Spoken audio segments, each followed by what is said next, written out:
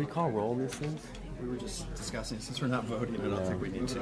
It's an informational hearing. So. Okay, good afternoon. We're going to call this meeting to order. It's an informational hearing.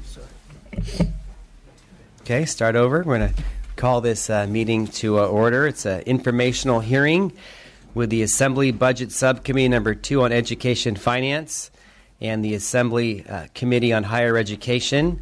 Again, this is an informational hearing, so that we will not be taking roll. The topic of today's hearing is undergraduate admissions and enrollment at the University of California, and specifically non-resident students. We have two committees joining us with us today, as I mentioned earlier, so we're looking forward to a robust dialogue today with some of our guest speakers.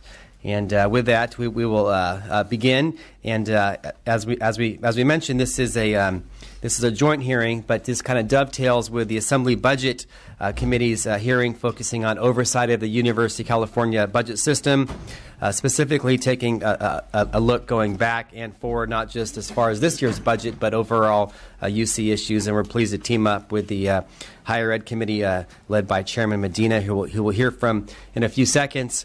Our focus today will be on the UC admissions and enrollment. As we know, access to the world's greatest public university system is one of the cornerstones of California's public policy as it relates to access to higher education. UC has provided access to higher ed for decades to Californians in hopes of bettering their lives and contributing to our state's economy. However, admissions data released by the UC this summer continues to focus on the issues that we need to look at today. A troubling trend of access despite more and more people applying to the UC system. Admits continues to drop. 7 of our 9 UC undergraduate campuses report lower admissions of Californians this year compared to the fall of 2014. UC Davis, just down the street here, and UC Santa Barbara report 12% decreases in California admissions during this period. Meanwhile, admissions for out-of-state and international students continue to grow.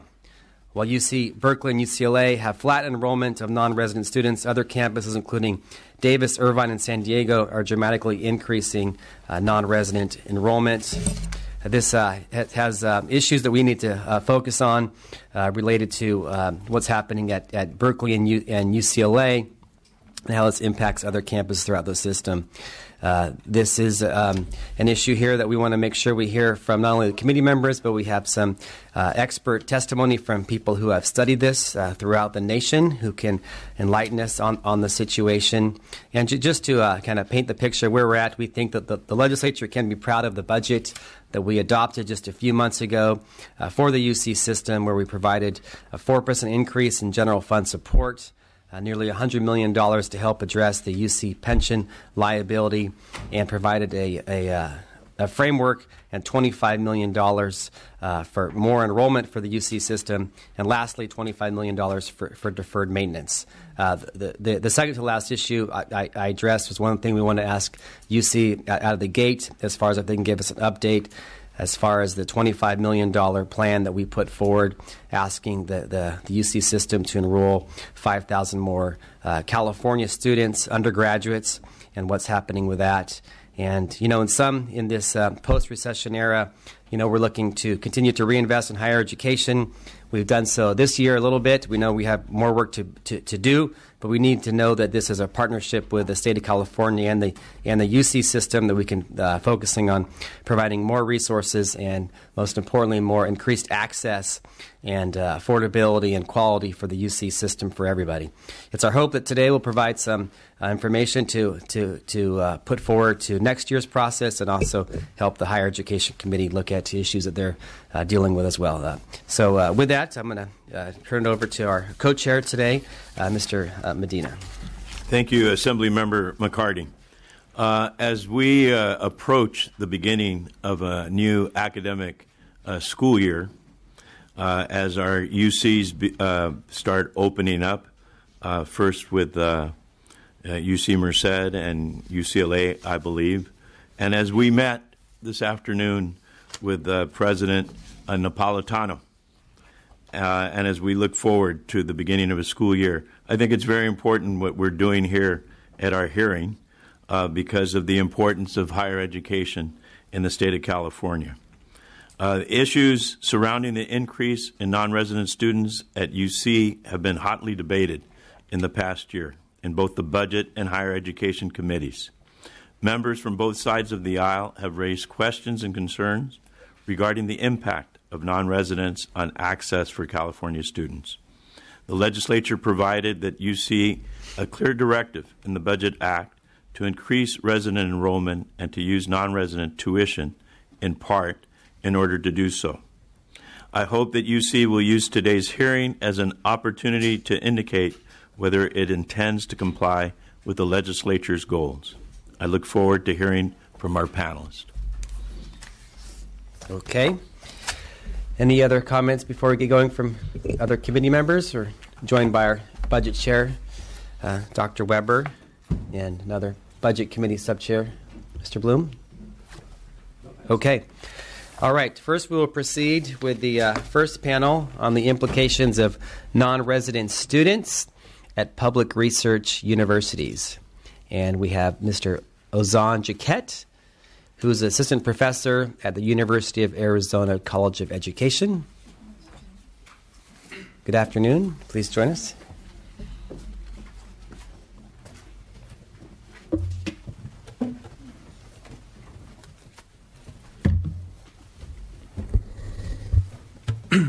Okay. Thank you very much.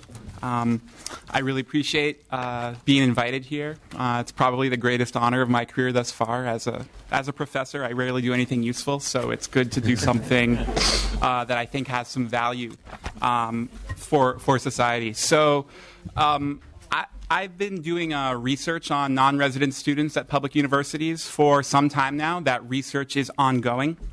And the goal of my presentation today, there are copies around for everyone, is I want to provide mostly just facts and trends that can provide some context for a healthy and rigorous debate. My goal is not to come in on a particular side if there are sides. I just want to provide some context and show what is happening in the nation in comparison to what is happening at the University of California.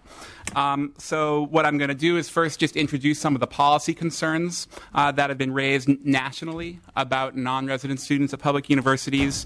Then I'm going to show some descriptive trends comparing just general revenues at UC campuses compared to other universities around the nation, and then move into trends and statistics for non-resident students, and I'll review some empirical research, and then I'll close.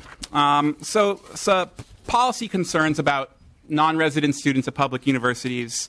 Probably the policy concern that I hear most often is, does growth in non-resident students crowd out resident students? So if we have one more non-resident student, does that mean one less resident student? Or could it be, another plausible outcome is that non-resident student is, the tuition revenue from a non-resident student can help provide access for another resident student. So that's obviously a core question. Another issue is, when there's growth in the share of non-resident students at a campus, if it goes from 5 to 30%, how does that change the socioeconomic and racial composition of the university? And that changes the environment that students live in, whether they feel like, am I the only poor person now? Do they feel more isolated? That's another issue. How do public universities spend and allocate non-resident tuition revenue? Could it be going to financial aid, need-based financial aid? Could it be going for student services? But alternatively, we see another option is that non-resident students are usually affluent and they like more luxurious amenities. And we see across the nation a shift in public universities orienting themselves towards more luxurious recreational facilities to attract non-resident students. And then there's what happens to the residents who don't get into the UC. Where do they go? What happens to them? And finally, what about California residents that go out of state? Do they come back? If so, then are we losing anything by them not going to university in California? And what about non-resident students who come to California? Do they stay after they graduate? So I will begin just showing some trends. If we go to it's listed as page 5 on the slide. Basically, what I want to show right off the bat, I tried to find a comparison group of universities to compare to the University of California campuses. And the first thing we notice on the slide titled "Only Research Universities Have Substantial Non-Resident Enrollment" is just that. I've categorized all public universities by Carnegie classification. We see the category research very high. There are 63 of these across the nation. They have the largest and growing non-resident enrollment. And we see high research universities with high activity, but not very high. They also have somewhat substantial non-resident enrollment. But the other institutions and the master's universities, they do not. And that number for master's universities actually should be 283, not 28. I apologize there. So the comparison group for University of California, if I move to the next slide, is I looked at how are all the UC campuses categorized by Carnegie classification and U.S. News and World Report. And the University of California system is unique to have so many universities categorized as very high research universities by the Carnegie classification. And that's the highest sort of, it's not supposed to be a hierarchy, but that is kind of the highest distinction they have. And then when we look at the U.S. News and World Report ranking, we see these universities, there's no other system in the state that has remotely even close to this many campuses ranked in the top 100. Generally, we see all of them in the top 100. UC Merced wasn't ranked by either the Carnegie classification or U.S. News. Building on that, I found my comparison group. I'm going to compare University of California campuses to other very high research universities that have that very high distinction from Carnegie classification. That's the right comparison group. So in the next slide, I show change over time in state appropriations and net tuition revenue. And so these four mini graphs are I'm going to show the same set of. I'm going to categorize the mini graphs the same way. First, in the top left panel, all very high research universities. Then I have the mean for the UC system. And then I have all across the U.S. very high research that are ranked in the top 50 of U.S. News and World Report. And then very high research universities ranked in 51 through 100. And those two, top 50, 51 through 100, that's where the UC campuses are. We have Berkeley, UCLA in that kind of top tier.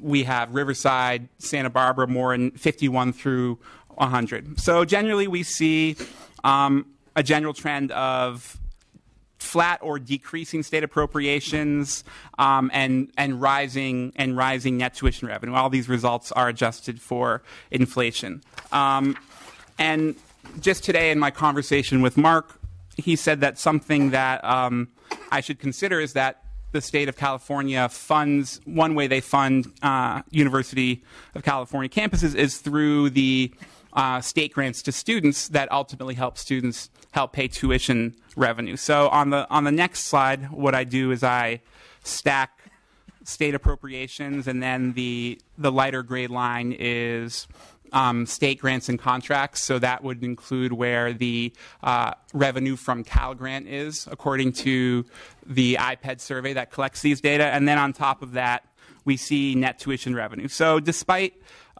shrinking state appropriations, including shrinking state funds, we generally see in real terms the combination of state tuition revenue and state funding and net tuition revenue has generally increased over time, but costs have as well. The next slide we see what I do is break down how does it look for the individual campuses. So we have for Berkeley, State appropriations, $497 million in 2014 dollars in 2002-2003, down to $298 million in 2012-13. And then we see a dramatic increase in net tuition revenue. So looking at the individual campuses, generally you see the campuses that are the most prestigious worldwide. These are the ones that have been able to generate the most tuition revenue. So next I show, I realize this is a whirlwind tour, but I want to just keep it brief. But next I show mean tuition revenue per student. And so this shouldn't be considered as like how much do colleges spend on a student. All I do is just take different revenue source and just divide by the total number of students. And so we can see that state appropriations revenue per student flat and declining, kind of growing net tuition revenue per student. And a concern I've read amongst some assembly members is this, if there are disparities in net tuition revenue across UC campuses, does this lead to disparities in resources per student at different UC campuses? And so the next slide, listed as number 8, can give a little bit of insight here. These data are unfortunately a little bit dated because they're from the federal government and they're a little bit, they take a long time to collect. But we can see that Berkeley has, for instance, much more net tuition revenue per student, and they generally have much higher spending per student than other institutions. UCLA, very, very high. Part of that may have to do with some revenues from medical center being included. I tried to exclude some. But generally, if you look at total revenue per student, we certainly see a disparity across institutions, but at the same time, I want to caution saying that if it's revenue from research grants, that's not necessarily being meant to be allocated towards students. So I don't want to say it too much as this is how much is spent per student. So moving to the next slide, we have change over time in the percentage of students receiving Pell grants. In the dotted line, it is all undergraduates. In the solid line, it's just full-time freshmen only. And so we can see, looking at all very high research universities, we can see a pretty big uptick starting in 2009, 2010. This is when the Obama administration dramatically increased Pell funding, and that had just a massive effect on the number of Pell recipients nationwide. So that's that uptick. And if we look at the University of California system, the UC system has a higher percentage of students receiving Pell than other comparable public research universities. And we can see, looking at that top right picture of the UC system, we can see that the number of that dotted line is a little bit higher for all undergraduates, a little bit higher than the one for freshmen, and that's partly because many of the Pell recipients for the University of California system are community college transfers. So I expected that the percent of all undergraduates receiving Pell is higher than the percent of freshmen, but it's not that much different.